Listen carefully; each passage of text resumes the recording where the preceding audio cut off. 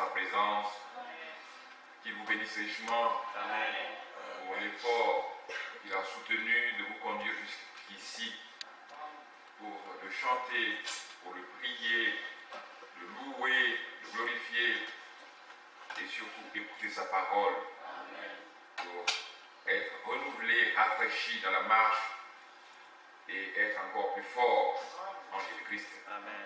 Comme nous l'avons vu hier, ton Dieu ordonne que tu sois puissant. Non pas comme un magicien qui cherche à montrer ses farces, mais que tu sois vainqueur dans la marche. Et que tu triomphes de tes ennemis. Car lui déjà a triomphé pour toi. Sœur Médard, tu ne pouvais pas mourir. Parce que tu as une mission. Vous savez, David ne pouvait pas mourir dans les griffes des ours ou des lions, même par le javelot ou quoi de Goliath. Ce n'était pas possible. Aussi longtemps que tu n'auras pas fini la mission à laquelle il t'a destiné, tu ne mourras pas, mon frère, ma soeur. Ça, il faut le connaître. C'est des vérités fortes que nous devons connaître. Combien d'accidents n'avons-nous pas manqué? Combien d'épreuves desquelles nous sommes sortis indemnes? Certains sont passés par la mer, noyés, mais ressuscités. Dieu est fidèle. Nous devons dédier toute notre vie au Seigneur. C'est à cela que nous sommes appelés. Tous nos plans, nos projets, tout doit s'articuler autour de Jésus et de Jésus seul. Et alors là, il nous soutiendra. Et alors nous triompherons de nos ennemis. Mais nous avons, si nous avons un plan égoïste pour nous-mêmes, il va nous laisser aller. Dieu ne force personne. Qu'il vous bénisse richement. Nous sommes heureux de ce que nous avons les nouvelles de notre bien-aimé frère, pasteur Bertin Souaka, qui a entrepris d'aller en Afrique pour le mystère auquel Dieu l'a appelé. Et nous continuerons de prier. Nous savons que Dieu est avec lui. Il le bénit, le bénira, il le ramènera parmi nous en paix. Ce matin, je voudrais partager avec vous quelques écritures. Tout ce que nous faisons ici, tout ce que nous disons tourne autour d'une seule personne, à savoir Jésus-Christ. Nous ne connaissons rien d'autre. Nous ne connaissons personne d'autre. Nous ne connaissons personne selon la chair, comme Paul l'écrivait. Mais nous connaissons une seule, c'est Jésus-Christ. Et c'est la croix. C'est le Seigneur qui nous intéresse. Et le Seigneur a ses enfants. Le Seigneur a ses enfants. Je ne sais pas, il y a le feu qui ont séché. Quand on pense là. Le Seigneur a ses enfants et il les connaît. Alléluia.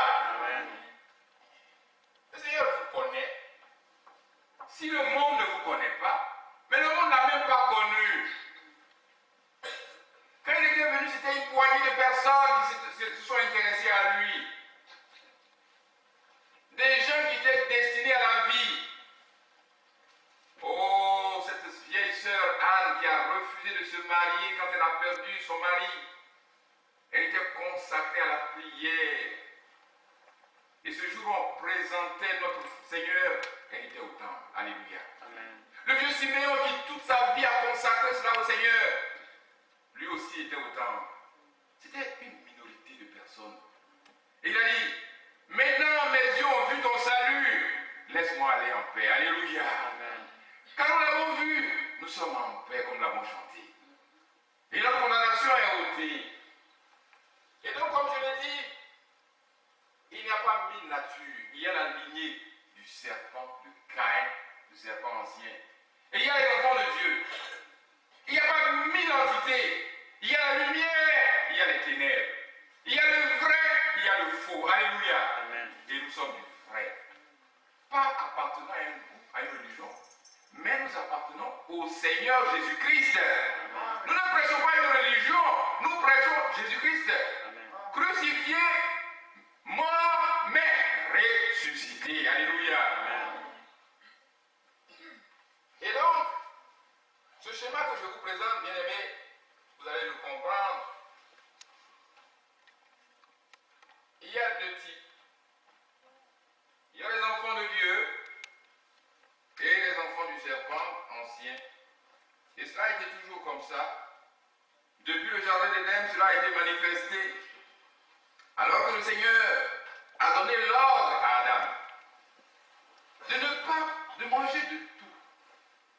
Mais seulement il a dit, le jour où tu mangeras de ce fruit-là, le jour où vous en mangerez, vous mourrez certainement. Et Adam avait écouté. Il était le prédicateur. Il avait certainement, sa femme était informée.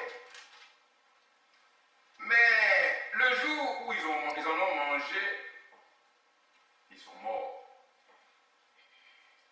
Ce que Dieu voulait, ce n'était pas la mort d'Adam. Ce n'était pas ça. Dieu voulait simplement qu'on lui fasse confiance. Dieu voulait qu'on croie. Dieu voulait qu'Adam croie. Mais Adam n'a pas cru. Elle n'a pas cru. Elle a mangé du fruit, elle a donné à Adam. Et ils sont morts. Nous allons lever bien aimé pour faire cette lecture avant de continuer. Prenons donc dans le livre de Romains, au chapitre 8. Et nous allons voir depuis ce qui a caractérisé la nature humaine. Romains chapitre 8 à partir du verset 1. Nous lisons bien aimé.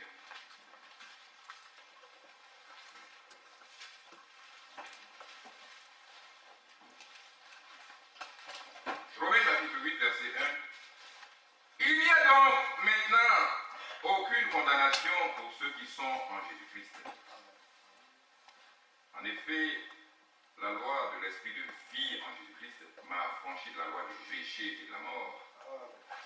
Car chose impossible à la loi, parce que la chair l'attendait sans force, Dieu a condamné le péché dans la chair en envoyant à cause du péché son propre Fils dans une chair semblable à celle du péché. Et cela a fait que la justice de la loi fut accomplie en nous qui marchons non selon la chair, mais selon l'esprit. Ceux en effet qui vivent selon la chair s'affectionnent aux choses de la chair, tandis que ceux qui vivent selon l'esprit s'affectionnent aux choses de l'esprit. Et l'affection de la chair, c'est la mort, tandis que l'affection de l'esprit, c'est la vie et la paix. Car l'affection de la chair est inimitié contre Dieu, parce qu'elle ne se soumet pas à la loi de Dieu et qu'elle ne le peut même pas. Or, ceux qui vivent selon la chair ne sauraient plaire à Dieu. Pour vous, vous ne vivez pas selon la chair, mais selon l'esprit. Si du moins l'esprit de Dieu habite en vous. Si quelqu'un n'a pas l'esprit de Christ, il ne lui appartient pas. Et si Christ est en vous, le corps est vrai mort à cause du péché, mais l'esprit est vie à cause de la justice. Et si l'esprit de celui qui a ressuscité Jésus d'entre les morts habite en vous, celui qui a ressuscité Christ d'entre les morts rendra aussi la vie à vos corps mortels par son esprit qui habite en vous. Alléluia. Frère l'homme, tu vas confier en la parole du Seigneur. Seigneur et notre Dieu, nous continuons par te remercier pour tes bienfaits parmi nous. Nous savons que tu as déjà commencé cette séance. Père Céleste, pour venir, puisses-tu venir renforcer tout ce que nous allons faire pour que cela contribue à louer ton Saint-Nom. Et face à toutes les pensées humaines, Seigneur, viens rentrer en abondance comme la gloire de Shekinah. Alléluia. Seigneur, et que tout soit fait, Seigneur, pour ta gloire. Encore une fois, Seigneur, nous confions tous nos problèmes et tous nos soucis, Alléluia. tout ce que nous ne pouvons pas faire à toi. Et nous savons que tu t'en occupes. Alléluia. Merci infiniment parce que tu disposeras aussi nos cœurs afin que la parole puisse trouver sa place propice. Puisse écarter toutes sortes de distractions terre éternelle afin que nous puissions retourner pleins de joie, de gaieté, de bonheur et de paix à la fin de la séance. Merci infiniment. Au nom de Jésus-Christ, nous prions. Amen. Amen. Dieu vous bénisse. Déjà, la chorale, nous avons chanté ce cantique numéro 78. Je pense à sur moi ici. Qui parle 78. Ce cantique, déjà, j'étais très heureux parce que ça parlait de la condamnation qui a été ôtée.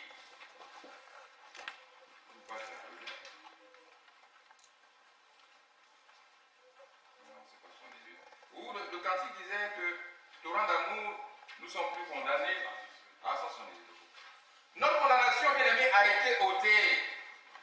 Pour ceux qui sont véritablement en Jésus-Christ, la condamnation n'existe plus. Comme je vous le montre dans ce schéma, il n'y a pas il n'y a pas 1000 lignées. Il y a la lignée de Caïn qui est issue du serpent. Cette lignée qui ne croira jamais. Et il y a la lignée de notre Seigneur Jésus-Christ, le second Adam qui est venu et qui a des enfants qui parviennent à la maturité, qui deviennent des fils et des filles. Et Paul donc, qui a eu une grande expérience, qui a marché véritablement avec le Seigneur, pouvait s'exprimer ainsi dans le livre de Romains. Il n'y a donc aucune condamnation pour ceux qui sont en Jésus-Christ. Alors que le monde est condamné, alors que Dieu a détruit ce monde, ceux qui sont en Jésus-Christ sont préservés, bien-aimés. Alléluia. Amen. Oui. Ce monde est véritablement condamné. Et tout prouve que si Dieu ne détruit pas ce monde, c'est que Dieu est injuste. Frère, j'ai vu une image qui m'a choqué sur Internet. Une femme qui tendait sa langue à un chien. Quelle abomination, bien-aimé! Comment peut-on faire l'amour avec un chien, bien-aimé? Et le Seigneur nous disait si ce qui était du temps de Lot, ce sera la même chose. Ce qui était du temps de Sodome. Et c'est la même chose. L'animalité, c'est pas possible, bien-aimé. Ce monde est voué à la condamnation. Mais pour nous qui sommes en Christ, alléluia. Amen. Il n'y a donc aucune condamnation pour nous. Personne ne peut nous condamner. Personne. C'est une consolation pour nous, bien-aimés. Ce monde, comme vous le voyez ici sur ce schéma, le centre, l'histoire biblique tourne autour du Seigneur. Déjà, au commencement, quand Adam et Ève ont péché, le Seigneur leur a promis, Dieu leur a dit que la postérité de la femme écrasera la tête du serpent. Néanmoins, cette postérité-là, néanmoins, elle sera blessée au talon. Cela veut dire tout simplement que le Seigneur devait passer par la croix et vaincre le mal, mais la croix était obligatoire. Alléluia. Amen. Parce que l'âme qui pêche est l'âme qui doit mourir. Ça, Dieu ne peut pas revenir sur ses lois. Quand Dieu a parlé, ça doit s'accomplir. Et sinon, mais Dieu n'a pas rejeté sa créature. Il a donc, malgré le péché, il a pourvu. Et il y a eu toujours des gens qui ont marché par rapport à la venue du Seigneur. Les prophètes ont prophétisé que quelqu'un viendrait et qui donnerait la victoire. Et tout Israël marchait par rapport à cela. C'est pour cela que quand le Seigneur est apparu, il pouvait dire, nous avons trouvé le Messie. Parce qu'il attendait. Et donc quand le Seigneur a accompli et qu'il a eu la victoire, il y a eu des gens qui ont pleinement accepté sa victoire. Et tous ceux qui ont accepté la victoire de Golgotha sont tous des victorieux. Bien aimé, ce dont je voulais parler ce matin, c'est les deux lois qui agissent particulièrement dans les croyants. Paul, dans ce livre, il n'y a donc maintenant aucune condamnation pour ceux qui sont en Jésus-Christ. Et il dit, en effet, la loi de l'esprit de vie en Jésus-Christ m'a affranchi de la loi du péché et de la mort. Dans les croyants, nous devons savoir que du fait que nous sommes issus du vieil Adam, charnel, il y a une loi qui nous tire vers le bas et il y a une loi qui nous tire vers le haut. Tous ceux qui sont conduits par cette loi qui les tire vers le bas, j'ai symbolisé cela par ceux qui marchent vers la croix. Vous voyez, ils marchent vers la croix. Ils croient le sacrifice de Golgotha, mais ils n'ont pas encore la victoire. Et vous trouverez des croyants qui encore traînent, ils croient, ils sont justifiés, mais la victoire n'est pas certaine. Et le diable leur présente toujours la condamnation. Et le diable les tire toujours vers le bas. Mais le Seigneur a pourvu. Alléluia. Paul pouvait dire, il n'y a aucune condamnation pour ceux qui sont en Jésus. Et il pouvait encore l'exprimer. Parce que Paul a expérimenté ces choses. Il dit, ce n'est pas le bien que je veux faire que je fais, mais c'est le mal. Il était encore à ce niveau. Jusqu'à ce qu'il ait la victoire. Dans le chapitre 7 de Romains, il dit, misérable que je suis, qui me délivrera de ce corps de mort? Grâce soit rendue à Dieu par Jésus-Christ notre Seigneur. Quand, bien aimé, nous devenons obéissants, parce que qu'est-ce qui nous gêne? Quand nous sommes encore faiblissants, bien aimés, c'est que nous ne sommes pas obéissants. Nous ne voulons pas soumettre toute notre vie au Seigneur. Et le diable, il a le pouvoir encore sur nous. Mais quand nous décidons, avec le secours du Seigneur, de lui être totalement obéissant, alors nous franchissons ce cap. Comme Frère Branham le disait, quand l'avion décolle, il arrive un moment où les ailes même font comme si elles devaient se détacher. La loi de la pesanteur agit, mais après un certain moment, tout se stabilise. Le vrai croyant ne peut pas encore demeurer sous une quelconque condamnation. Il doit avoir franchi ce mur et être totalement victorieux. Frère, Dieu nous veut des vainqueurs. Hier, nous avons commencé cette étude. Ton Dieu ordonne que tu sois puissant. Ton Dieu ne veut plus que tu sois tout le temps vaincu. C'est toi qui es tout le temps en train de traîner des... Non, bien aimé. La croix est une réalité. Il n'y a donc aucune condamnation pour ceux qui sont en Jésus-Christ. Et donc, Paul continue. En effet, la loi de l'esprit de vie en Jésus-Christ m'a affranchi de la loi du péché et de la mort. Si tu es encore sur la loi du péché et de la mort, sois obéissant, afin que la loi de l'esprit de vie puisse te conduire. Alléluia. Amen. Deux lois travaillent dans les croyants. Pour ceux-là qui sont des fils de Caïn, il y a une seule loi. Ils ne connaissent ni le bien. La seule chose qu'ils connaissent, c'est le mal. Ils ne peuvent jamais changer. Ils vont tenter de faire le bien, c'est de l'hypocrisie. Bien aimé, quand le Seigneur a dit, c'est moi qui vous ai choisi, mais parmi vous, il y a un qui est démon. Ça choque. Il y a des hommes que vous voyez là, ce n'est pas des hommes. Ce n'est pas des hommes. Frère Branham pouvait dire les âmes qui sont déjà en prison. C'est les gens, vous les voyez, ce n'est pas des hommes. Ce n'est pas des hommes. Mais tu sais, il a dit, pourtant, on pouvait voir notre ami, parce qu'il avait m'appelé ami, ce que tu avais fait. On pouvait voir Judas comme un homme, mais c'était un démon. Il ne pouvait pas se conduire correctement. Mais vous voyez bien, malgré ses fautes, il se ressaisit toujours. Alléluia. Ça, c'est les enfants de Dieu, ça. Il n'y a aucune condamnation pour ceux qui sont en Jésus-Christ. Pour ceux qui sont en Jésus-Christ, la loi de l'esprit de vie les a franchis de la loi du péché et de la mort. C'est la loi parfaite.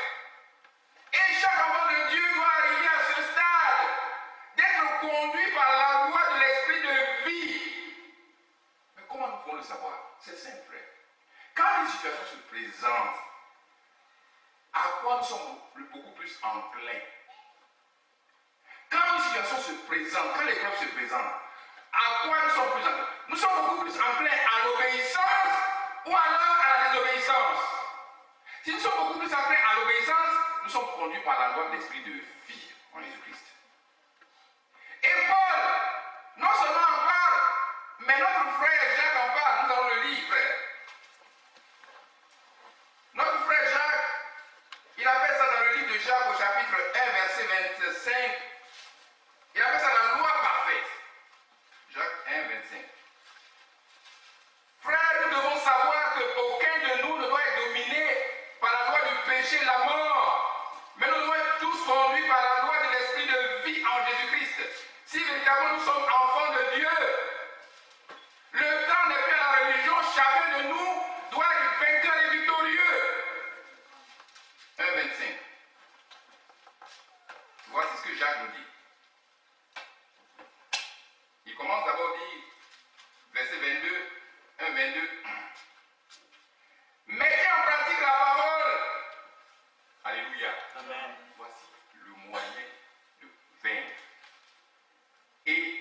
marcher selon l'esprit de vie, selon la loi de l'esprit de vie. Mettez en pratique la parole et ne vous condamnez pas à l'écouter en vous trompant vous-même par de vos raisonnements. Quand l'épreuve vient, c'est vrai, la parole de Dieu dit cela, mais moi je pense que je peux faire ça.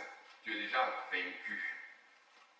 Car si quelqu'un écoute la parole et ne la met pas en pratique, il est semblable à un homme qui regarde comme dans un miroir, qui regarde dans un miroir son visage naturel, et qui, après s'être regardé, s'en va, et oublie aussitôt comment il était. Maintenant, écoutez bien aimé.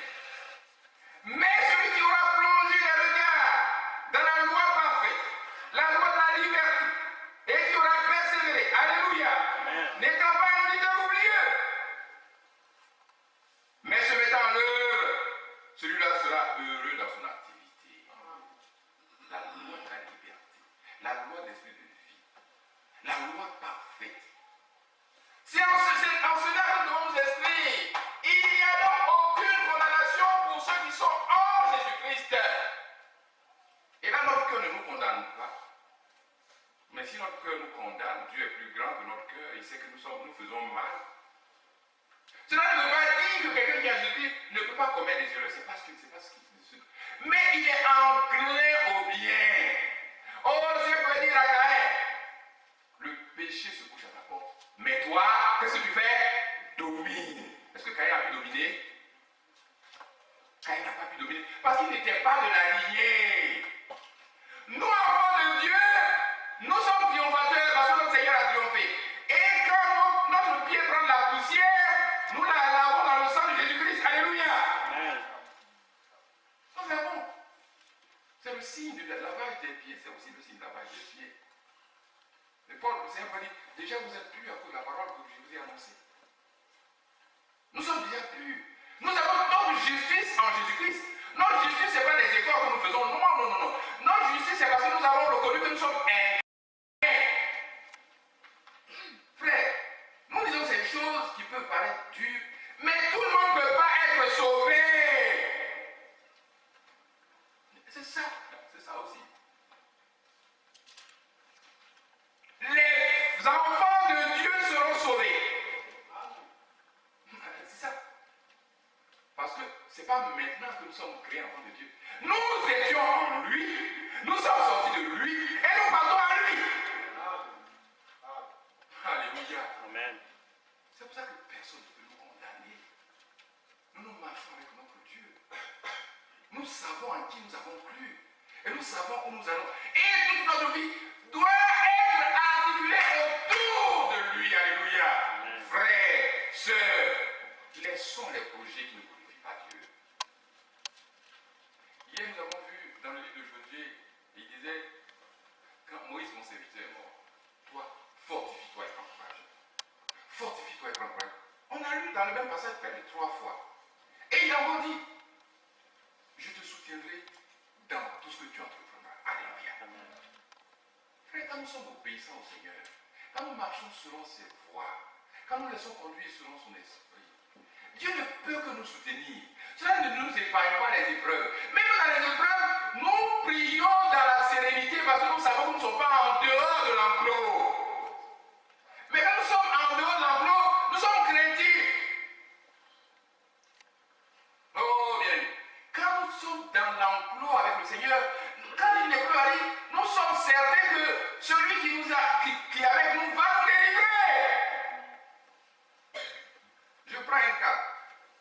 Un monsieur qui prend un avion ici, il dit je m'en vais commettre l'adultère à New York. Moins de secousses, il va trembler, n'est-ce pas?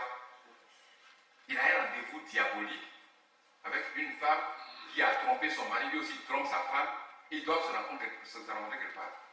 Mais un serviteur de Dieu, un saint comme vous, une sainte comme vous, je vais pour une mission. Soit une soeur a un problème et je dois aller l'assister. Mais je prends l'avion, je suis tranquille. Alléluia.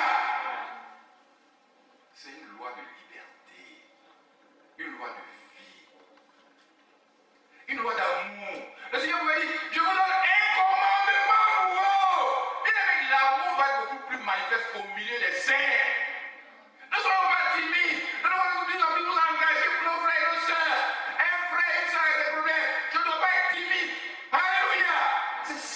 véritable amour. Malheureusement, l'ennemi nous joue des pièges, nous sommes calculateurs. Ce qu'on peut faire, on va rejeter, on va reporter, mais que le Seigneur vienne en aide. Et que nous devons nous ressaisir. La loi de l'esprit de vie, c'est la loi parfaite, la loi de la liberté, la loi d'amour. Oh, comment les premiers disciples ont vécu. C'est à cela que ce message nous ramène.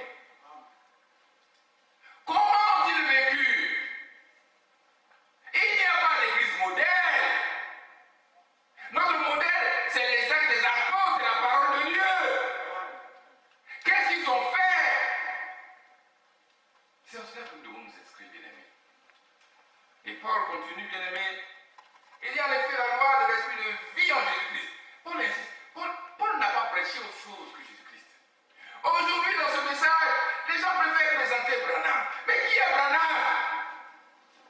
La Bible dit, quand le serviteur de Dieu le serviteur a tout fait, qu'est-ce qu'on dit? Serviteur inutile. C'est un serviteur inutile, alléluia, qui est rentré à la maison. Et nous sommes tous des serviteurs inutiles. Mais le Seigneur a quelque chose de meilleur pour nous. Il a dit, oh, après ça, il dit, bon et fidèle serviteur, entre dans le repos de ton maître. Alléluia. C'est cette voix que nous voulons entendre. Mais nous ne pouvons pas considérer comme quelqu'un, ni considérer un frère, un quelconque frère comme quelque chose. Il n'y a que Jésus-Christ, alléluia. Et Paul pouvait dire, car chose impossible à la loi, parce que la chair la rendait sans faible. Dieu a condamné le péché dans la chair en envoyant à cause du péché son propre fils dans une chair semblable à celle du péché. Et cela afin que la justice de la loi soit accomplie en nous qui marchons non selon la chair, mais selon l'esprit. Bien aimés, si nous marchons par la foi, par l'esprit, nous sommes agréés de Dieu. Dieu nous a justifiés. Le fait que nous ayons cru, la justification, c'est tout simplement de croire. Croire que nous sommes incapables et que Dieu lui-même est venu en Christ pour mourir. Pourquoi j'ai toujours mes 3 guides? Dans cette Bible, et j'aime bien cette expression de notre frère qui dit la diversité des ministères. C'est un docteur. Et il dit plutôt, David dit, quand il parle du Seigneur Jésus-Christ, il parle dans le Fils. Au commencement, autrefois, après avoir autrefois, à plusieurs reprises, et de plusieurs manières parlé aux prophètes, à nos pères par les prophètes, Dieu dans ces derniers temps nous a parlé dans le Fils. Dieu était en Jésus-Christ.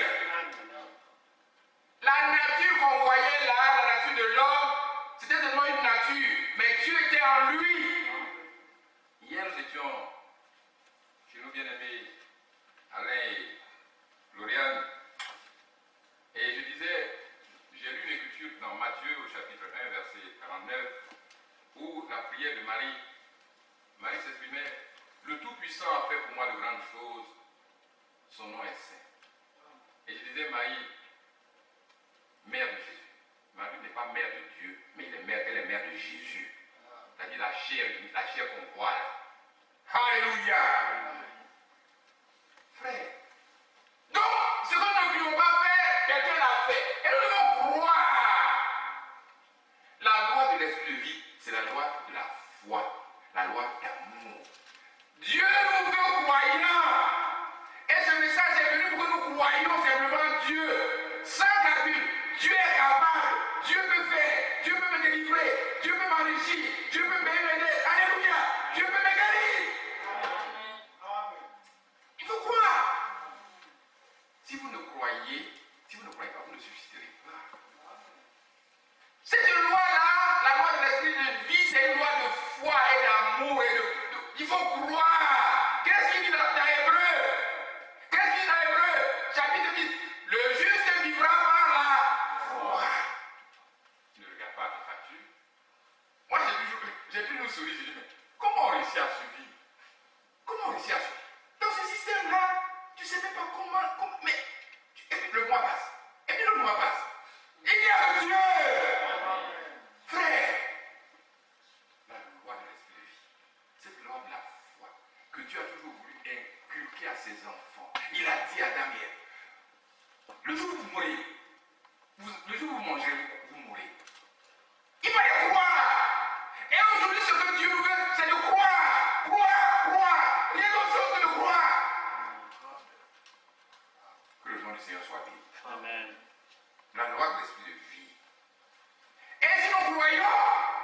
nous croyons la parole peut se mouvoir, peut se manifester. Si nous ne croyons pas, elle est morte. Qu'est-ce que l'apôtre Paul a dit? Qu'est-ce que l'apôtre Paul a dit? La lettre tue.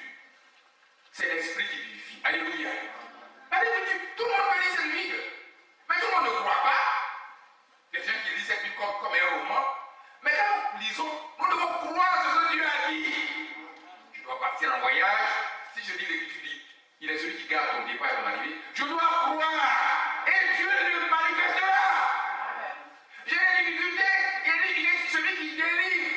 Je dois croire. Comme Paul a dit, mon Dieu pourvoira tous mes besoins selon la richesse et la gloire. Je dois croire. Et je le verrai manifester. Amen. La loi de vie, c'est une loi de foi et d'obéissance. C'est tout ce que Dieu nous veut. La loi du péché et de la mort, c'est la loi de l'incrédulité. Adam et Ève n'ont pas cru. Dieu a dit. Le diable est toujours malicieux. Il fait de la philosophie. Vous savez, quand on pose des questions, c'est la philosophie. Dieu a-t-il réellement dit? C'est comme ça les philosophes. Question, auxquelles ils ne peuvent jamais répondre. Ils ne sauront jamais répondre d'ailleurs. Mais Dieu, lui, répond à nos préoccupations. Alléluia. Il répond à nos besoins. Frère, la seule chose que nous devons faire, c'est d'être résolument engagés pour notre Dieu. C'est pas après notre mort que nous allons le servir. C'est maintenant que nous devons le servir. Si nous pouvons placer une petite parole quelque part. Oh, la fois dernière, j'ai souri. J'ai pris une cliente. Elle avait beaucoup étudié. Elle me dit, j'ai étudié ça. J'ai étudié la psychologie. J'ai étudié ceci. Elle fait beaucoup. Et puis, après, je dis, mais tu fais quoi maintenant? Elle dit, non, elle aide les enfants à développer leur brain, leur mind, tout ça là. C'est bien. Et puis, on a commencé à parler.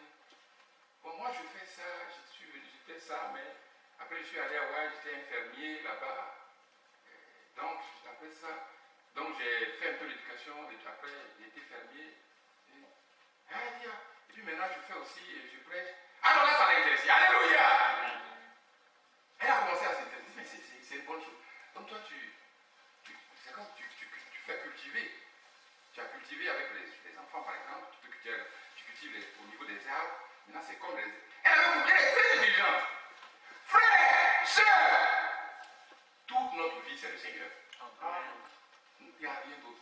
Ce monde va passer. Ce monde est voué à la condamnation. C'est certain. Amen. Il ne faut même pas douter. Il ne faut pas penser que les choses vont s'améliorer. C'est la comédie qu'il joue. Amen. Le ciel et la terre passeront. Amen. Les passeront ne passeront jamais. Amen. Et ça, tout passera. Amen. Et tout n'est que fausseté, tout n'est que mensonge. Vous savez, quand le Seigneur a dit, je suis venu pour rendre témoignage à la vérité, Paul Pilate lui a dit, mais qu'est-ce que la vérité? Et puis il n'est même pas resté longtemps encore qu'il est sorti, il avait des problèmes, il était troublé ce monsieur. Mais plus tard, le Seigneur a donné la réponse. Dans le livre de Jean au chapitre 17, verset 16, qu'est-ce qu'il a dit? Ta parole est la vérité. Alléluia. Sanctifie-les par la vérité. Il n'y a que la parole de Dieu. Ce n'est pas la parole d'un homme. Moi, je peux me tromper. Toi, tu peux te tromper. Mais Dieu ne se trompe jamais. Et nous devons nous attacher à sa parole pour avoir la vie. C'est ça la vie. Crois au Seigneur et tu seras sauvé. Crois et tu auras la vie. C'est la loi de la vie. La loi de l'esprit de vie. C'est ça, Jésus-Christ. Et Paul, donc, il continue, bien aimé, nous allons continuer. Toujours dans le livre de Romains au chapitre 8. Nous continuons la lecture. Il dit, seul le fait qui vivent selon la chair s'affectionnent aux choses de la chair. Tandis que ceux qui vivent selon l'esprit s'affectionnent aux choses de l'esprit. Oh, bien aimé. Comment s'affectionner aux choses de l'esprit? C'est obéir à la parole de Dieu, pratiquer la parole de Dieu. C'est ça les choses de l'esprit. Comme vous le faites, bien aimé. Nous le faisons avec tout notre cœur.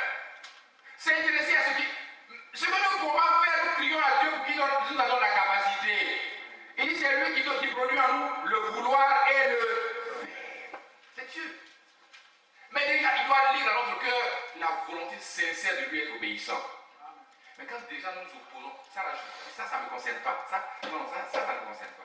Il y a des chrétiens qui disent ça vraiment, hein.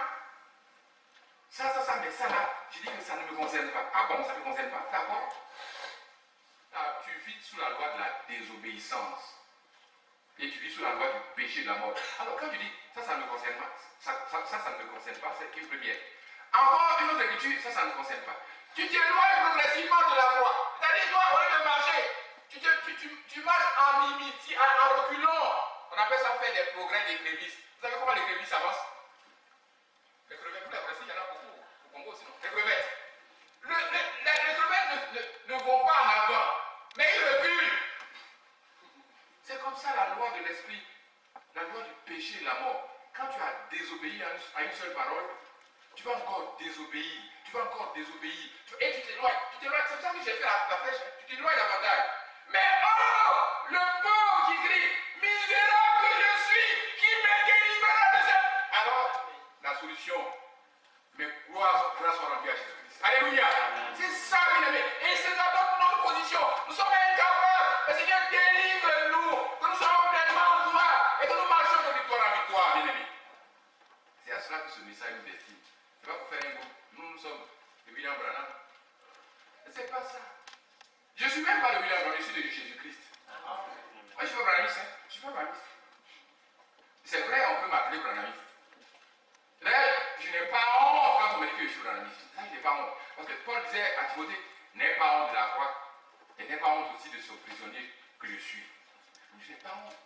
Je reconnais que William Branham est un prophète, le dernier prophète envoyé pour nous donner la lumière du soir. Mais je ne suis pas branhamiste. Parce que William Branham n'a prêché autre chose que la croix. Cette croix ne doit pas être rendue vaine. Le fait que nous sommes incapables et que Dieu lui-même est venu pour mourir à notre place parce que nous sommes pécheurs. Celui qui pêche doit mourir. Donc Dieu ne peut pas se dédier. Ce qu'il a dit là, il ne peut pas venir. Donc il fallait que ça soit accompli. Alléluia. Amen. Alors je crois à ce sacrifice. C'est ce que William Branham a prêché. Alléluia. Et non, sinon si je crois et que je continue de croire à toutes les portions de l'écriture, j'avance.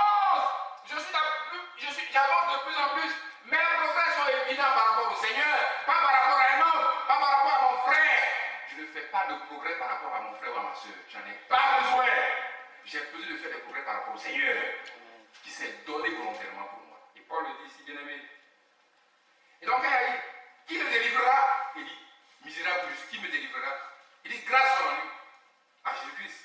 C'est le Seigneur seul qui a pu le délivrer. Et c'est pour ça que quand il a fait cette expérience, il a pu maintenant s'écrier, il n'y a donc maintenant aucune condamnation pour ceux qui sont à Jésus-Christ. Frère, chacun doit arriver à ce stade où il ne voit aucune condamnation. Alléluia. Chacun doit arriver. Il y a des certitudes que nous devons avoir dans notre cœur. Nous devons être certains que nous sommes enfants de Dieu. Nous devons être certains que nous nous préparons pour l'enlèvement. Nous devons être certains que la parole que nous écoutons est la parole pure, envoyée de Dieu. Alléluia. Que nous n'écoutons pas des balivernes, des histoires, des fables fabriquées. On ne joue pas avec la vie éternelle. Non. Nous devons être certains d'où nous mettons notre pied. Et nous continuons, bien aimés. Il dit ceux en effet qui vivent selon la chair s'affectionnent aux choses de la chair, mais ceux qui vivent selon l'esprit s'affectionnent aux choses de l'esprit. Et l'affection de la chair, c'est la mort. Oui, c'est la mort. Mais c'est vrai, c'est la mort. Tandis que l'affection de l'esprit, c'est la vie et la paix. Oh, cette paix qui nous a... Regardez comment nous sommes heureux quand nous chantons un cantique. Alléluia. Quand nous prions l'esprit, nous sommes heureux. Mais va prendre une première bière, une deuxième bière, quatrième bière, cinquième bière, sixième bière, tu vas commencer à vomir. Commencer à vomir. Et malheureusement, ils vomissent sur de pauvres innocents. Des fois, dans les bus, dans les transports publics, ils vomissent. Le salaire du péché, c'est la mort. On ne peut pas faire autrement. Dieu ne peut pas se dédire. Mais le Seigneur connaît. Celui qui a vomi, parce qu'il ne connaissait pas encore, quand il reçoit l'éclairage de la parole, alléluia, s'il est enfant de Dieu, il dit non, je dois quitter cette vie, qui va me délivrer? Et il se dirige droit vers la croix. Et alors il doit se sentir, maintenant il n'y a aucune condamnation. Nous devons sentir cette joie. Car l'affection de la chair est inimitié contre Dieu, oui, parce qu'elle ne se soumet pas à la loi de Dieu. Et ils le disent, oh, vous savez, ce que vous faites là est bien, mais je ne peux pas. Mais parce qu'il n'a pas encore du Seigneur. Or, ceux qui vivent selon la chair ne sauraient plaire à Dieu. Pour vous, alléluia, pour vous, vous ne vivez pas selon la chair, mais selon l'esprit, si du moins l'esprit de Dieu habite en vous. Voici la préoccupation de Paul. Paul ne prêchait pas parce qu'il était beau parleur. Mais Paul voulait s'assurer que l'Esprit de Dieu habitait les croyants, ceux qui se disaient croyants. C'est pour ça que quand il est arrivé à il a trouvé un groupe de croyants. Avez-vous reçu le Saint-Esprit lorsque vous avez cru? C'est la préoccupation. C'est pas autre chose. C'est pas appartenir à vous. C'est pas des messages. Moi, je suis de la tendance de temps. D'abord, est-ce que tu es du message? Ça, c'est la première question. Non, oui, je suis du message. Tu es de quelle tendance? C'est pas ça. Avez-vous reçu le Saint-Esprit lorsque vous avez cru? Amen. Alors, l'Esprit de vie habite en toi. Et il continue. Il dit, pour vous, vous ne vivez pas selon la chair, mais selon l'Esprit, si du moins l'Esprit de Dieu habite en vous.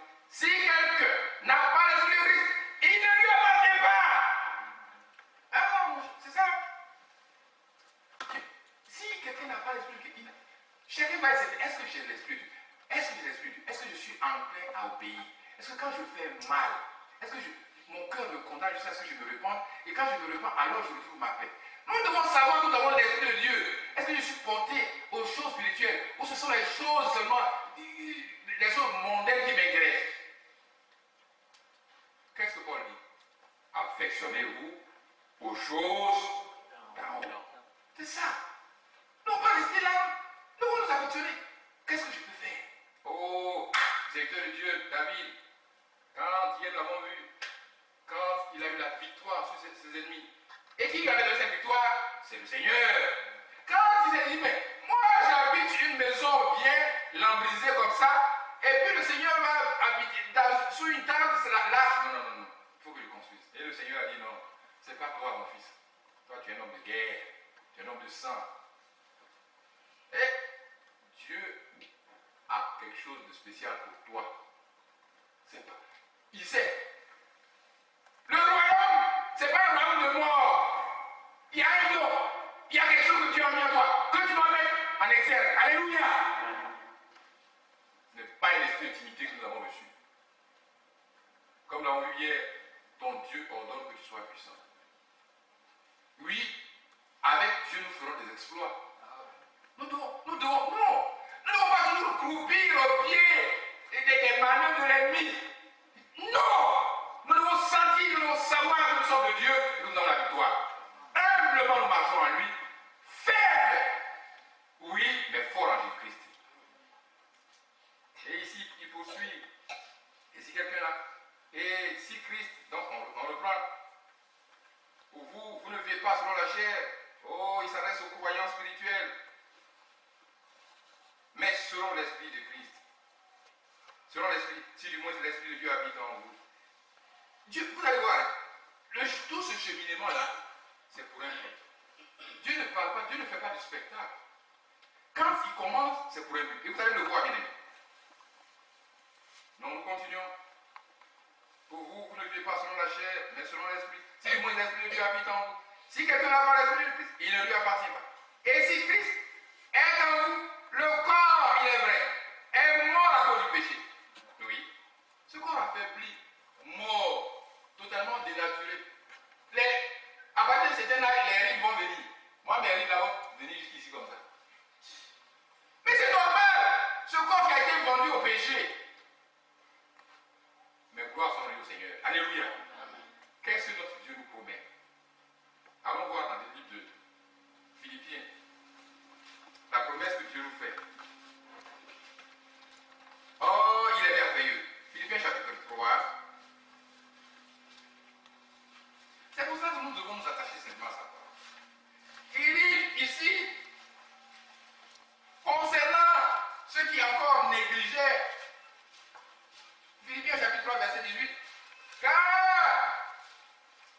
d'abord on commence à parler du verset 17 qui est très édifiant. Il dit, soyez tous mes imitateurs, frères, et portez le regard sur ceux qui marchent selon le modèle que vous avez en nous. Alléluia! Il y a des chrétiens qui, au lieu de marcher sur les bons modèles, ils marchent sur les mauvais modèles. Tel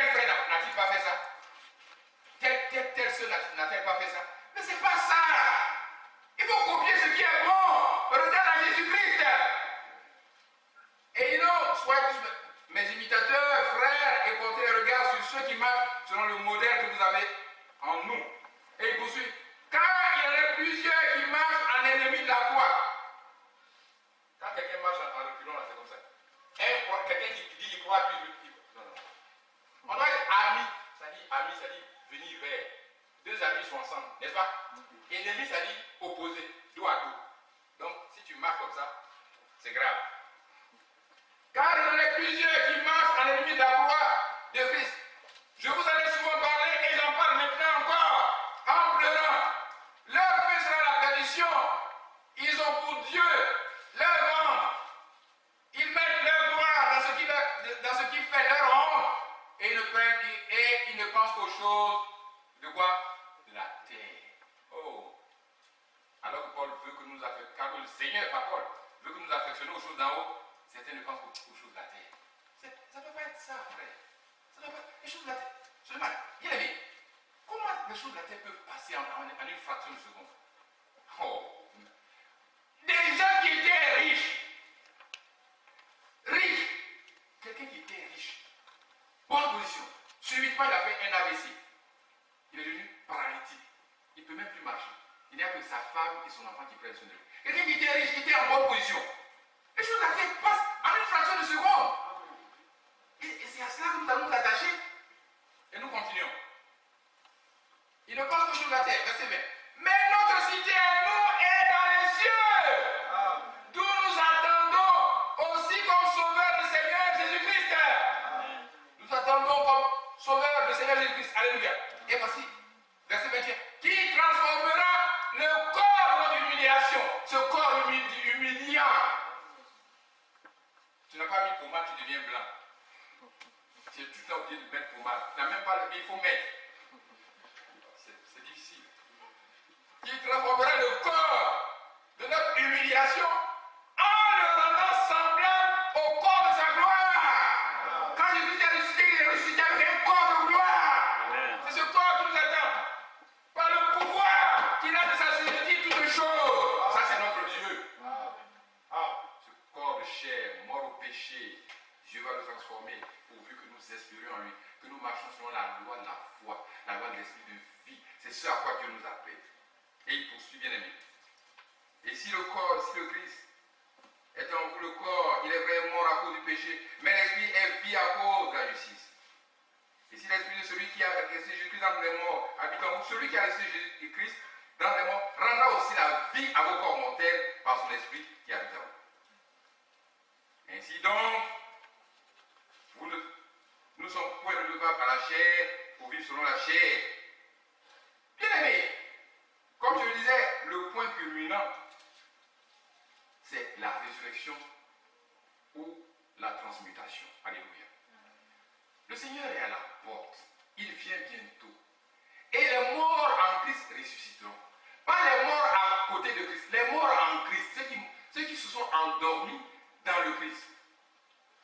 Oh. Frère, peut-être que beaucoup d'entre nous sont encore jeunes, ils n'ont pas connu l'expérience. Mais quand quelqu'un vraiment est mort en Christ, on sent même sur son cadavre. On sait. La personne ne s'agit même pas. Quand quelqu'un est mort en Christ, on le sent. Et pour ceux qui sont morts en Christ, la Bible dit, celui qui est ressuscité Christ dans les morts, rendra aussi la vie à vos corps mortels. Alors, eux aussi ressusciteront en Christ. Et ceux qui ne seront pas morts, ceux qui continueront de vivre, seront transmués.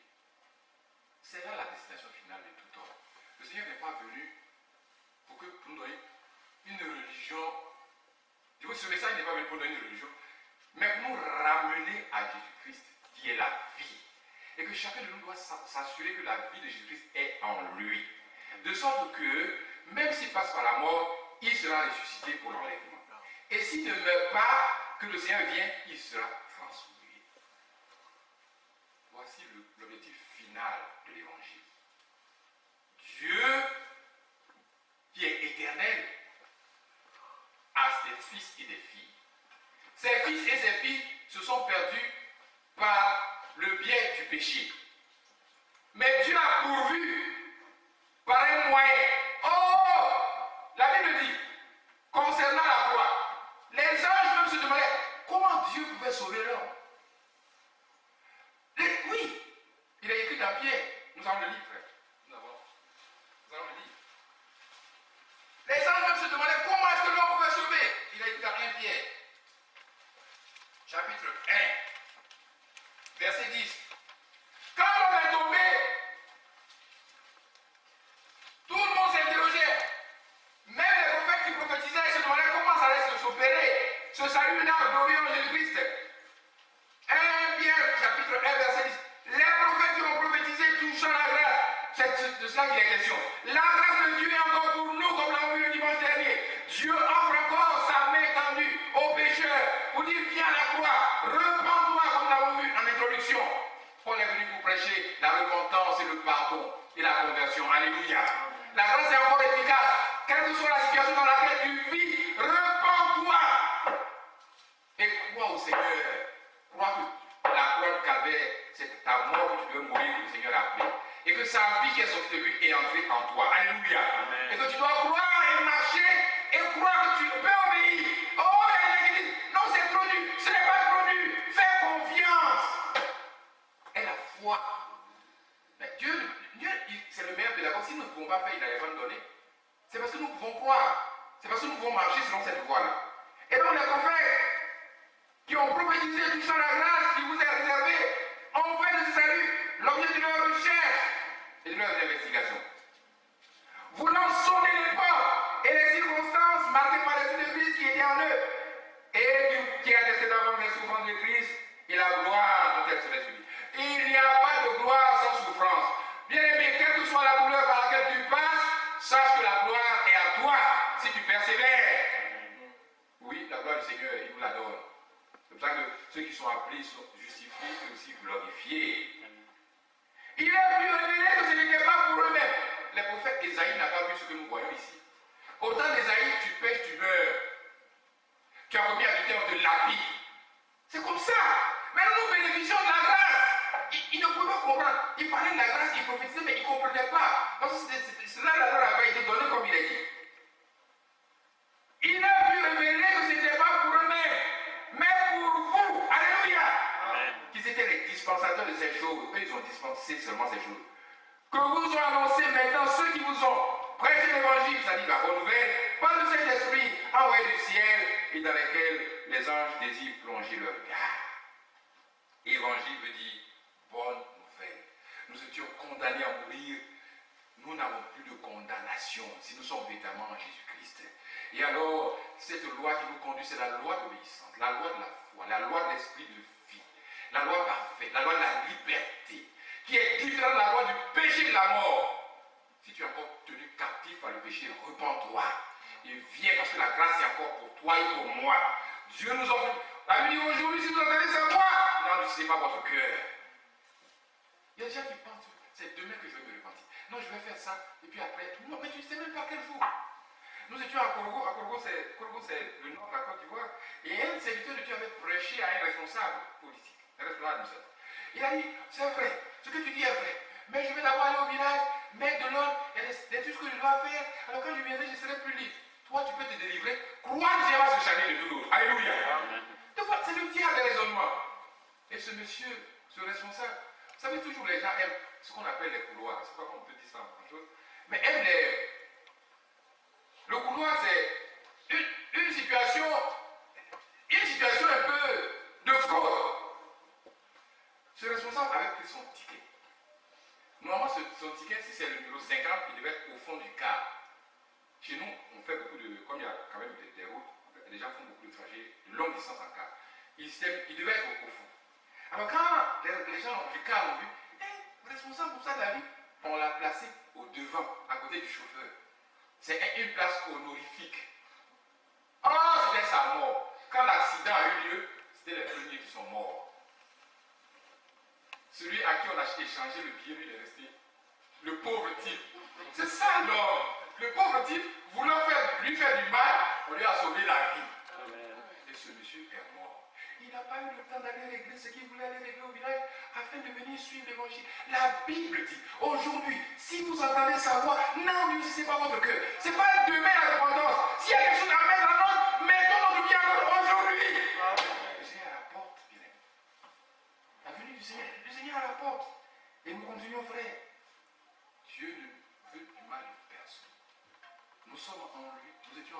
sortis de lui par le péché, par la désobéissance, par les vaines manières de vivre. Et Dieu nous appelle à revenir pleinement en lui, à demeurer pleinement en lui, afin d'avoir la vie et être conduit par lui. Parce que Dieu ne veut pas que quelqu'un d'autre conduise ses enfants.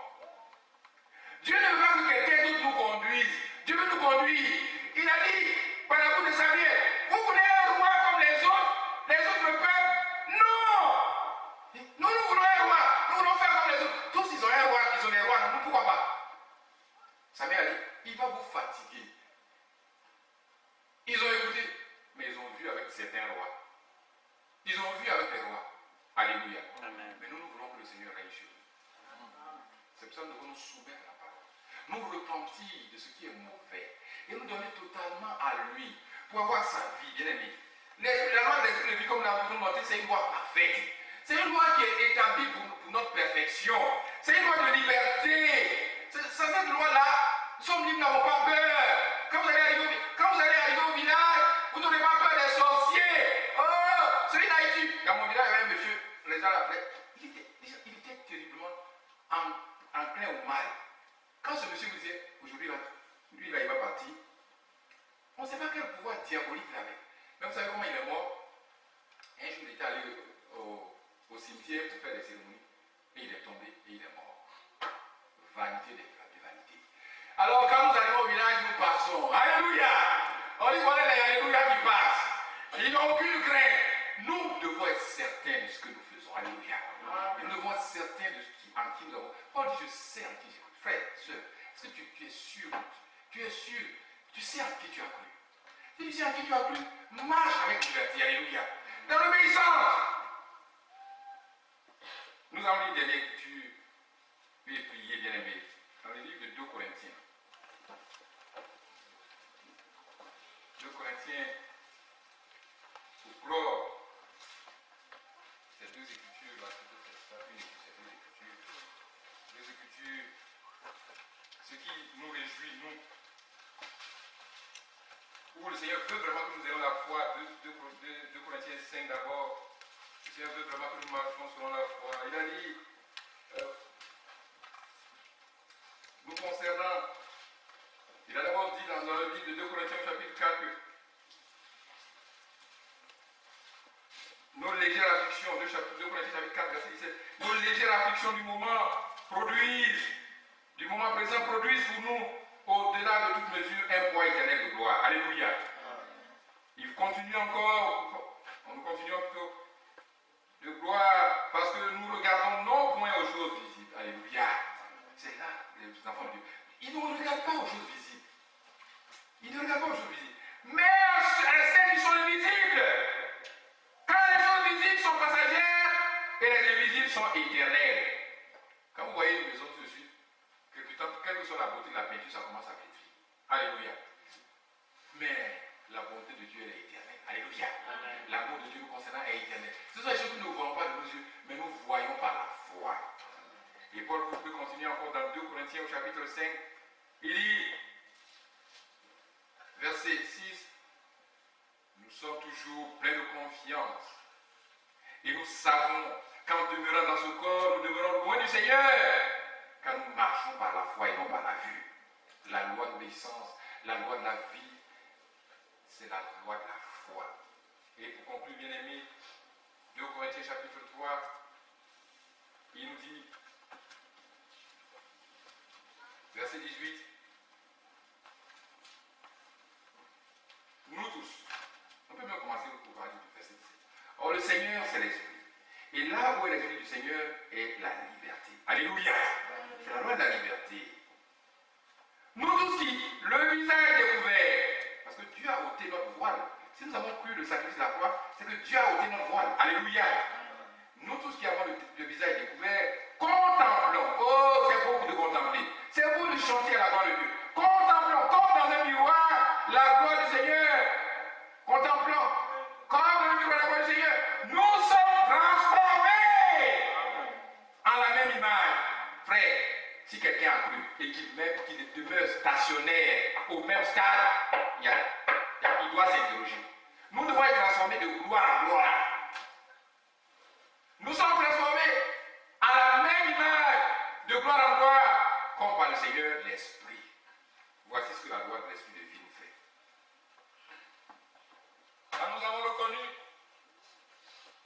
que nous sommes perdus, comme le Seigneur Dieu l'a lu ce matin, Paul est allé prêcher la repentance, le pardon des péchés et la conversion. Nous étions là. Nous étions enfants de Dieu. Nous étions de Dieu. Mais à cause du péché, nous sommes égarés. Mais le jour où nous avons reconnu la croix, nous devons continuer à demeurer en nous. Et nous nous soutenons, nous prions les uns pour les autres. Mais il y aura toujours une autre lignée, bien aimée, qui s'écartera toujours de la croix. Il en a toujours été ainsi. Nous n'y pouvons rien. Dieu connaît toutes choses. Nous ne pouvons pas dire, celui-là est enfant de Dieu, celui-là n'est pas enfant de Dieu. Jamais, c'est une grande erreur. Parce qu'à la dernière minute, quelqu'un peut se convertir. Il y a des gens qui sont convertis à la dernière minute. Donc nous, ce que nous faisons, c'est de prier. Mais nous savons une seule chose. Il y a des gens qui ne se convertiront jamais. L'expérience nous l'a prouvé. Vous arrivez dans un hôpital, pendant que vous êtes en train de prier pour des malades, des gens qui sont en train de mourir, on leur demande la prière. Vous parlez tout, vous me dérangez, laissez-moi me reposer. Quel repos, alors que tu tends vers la mort. Mais Dieu nous a conduits à la vie. Et la vie, c'est en Jésus. Amen. Nous allons prier avec le secours, avec l'appui de la courage.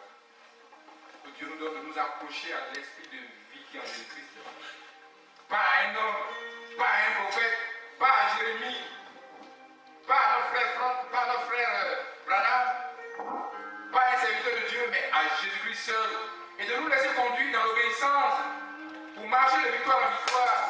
De sorte que quand il reviendra, puisque son esprit habite en nous, nous aussi nous puissions partir avec lui. Parce que c'est là son désir.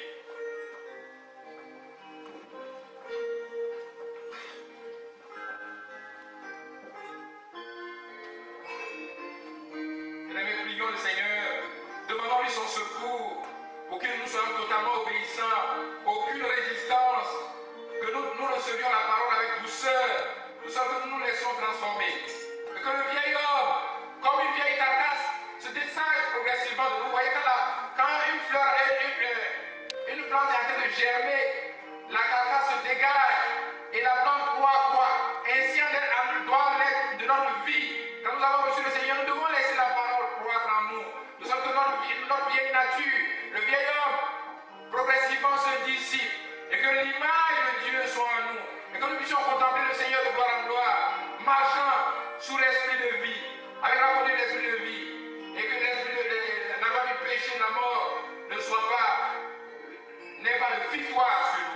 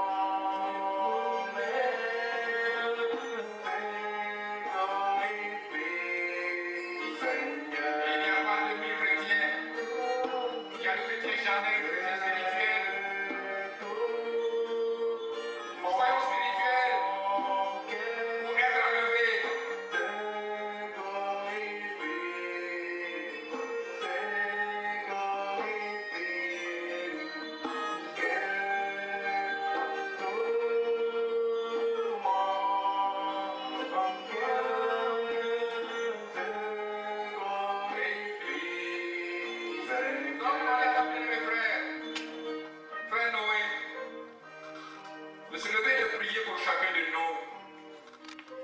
Nous savons, par sa grâce, que nous sommes de lui. Du moins, chacun sait sa position. Et si nous sommes de lui, que nous puissions marcher comme il le veut, conformément dans l'obéissance, dans la foi, et conduit par la loi de l'esprit de vie. Donc, nous allons faire de prier pour nous, pour que chacun se laisse conduire par cette loi de l'esprit de vie, et non pas la loi du péché qui entraîne certainement à la mort. Seigneur Jésus-Christ, notre Dieu, nous te disons encore ce matin merci pour cette rencontre que tu nous as assisté du début jusqu'à la fin. Il est écrit, et dès aux trois qui se rassemblent à mon nom, je suis parmi eux. Voilà, Seigneur, nous sommes plus que deux. Nous sommes très nombreux, nous prenons de tout notre cœur, il est parmi nous.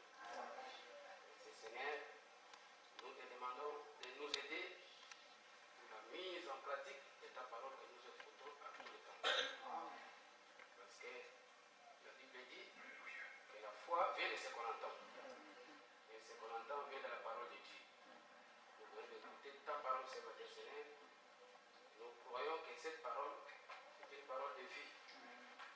C'est une parole qui a l'esprit de vie, c'est Jésus-Christ. Nous voulons que nous soyons dans la loi